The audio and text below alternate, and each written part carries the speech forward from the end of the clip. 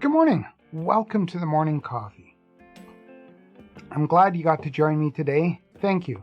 For those of you that don't know, this is the Provoking Safety channel where we think, talk, and do safety with the intention of provoking safety at home and in the workplace. And on the morning coffee, I like to try and bring recent news articles or just small safety bites, B-Y-T-E-S, to you so I can prompt you to, or hopefully prompt you to think about health and safety throughout the day.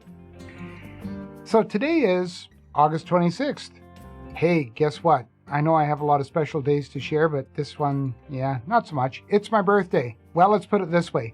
I have... Happy birthday! Yeah, thanks for that. I have a special menu at a little well-known American breakfast bistro just for people my age now. Happy birthday, dumbass! Yeah, don't mention it. Thank you, I think. Anyway, today is also a couple of other days to celebrate. It's National Dog Day in the United States and Canada and Australia. But more importantly, it's National Women's Equality Day.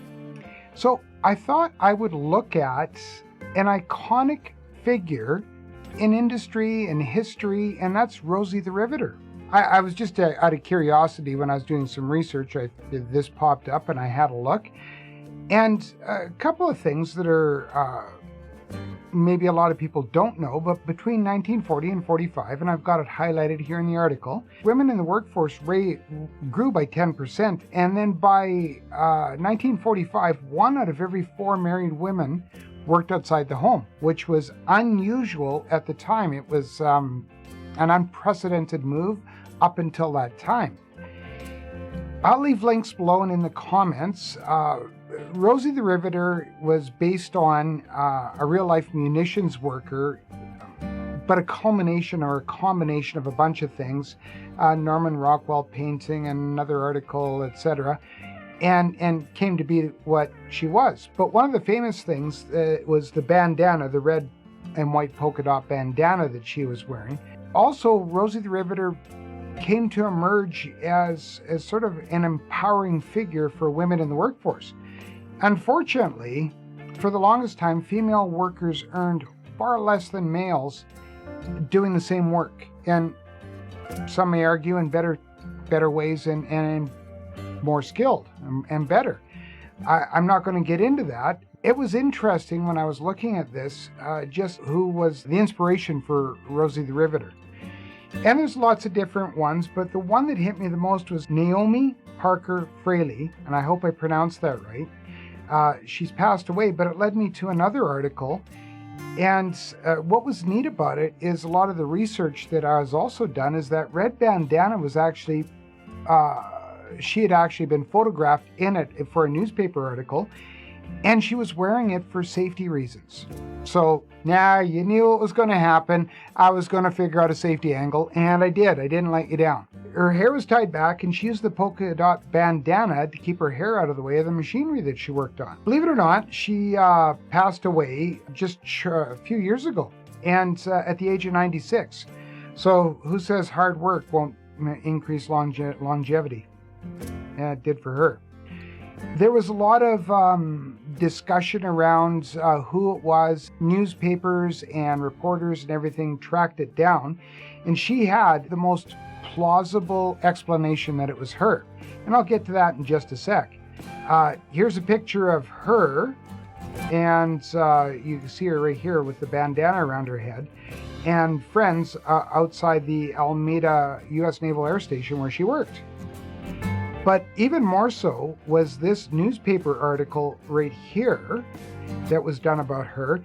And what I actually think is pretty cool is she actually is wearing eye protection while she's using a grinder. And a lot of times protective equipment wasn't even a consideration in the 40s. So I'm pretty impressed with that. Footwear leaves a little bit to be desired, but whatever. I'm also impressed that she's working around rotating machinery. There's looks like a lathe or something here, or some sort of a machine that's rotating, and of course the grinding wheel right here. And this is why she's wearing the bandana. And in fact, she wore this to keep her hair out of harm's way. We mean the machine, you dope. The article itself would be considered kind of misogynistic at the time, just for this first line.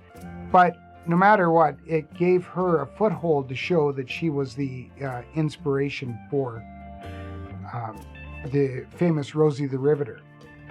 For those of you that don't recall, this is the Rosie the Riveter character. Don't have much else to say. As I said, I'd leave the links in the description.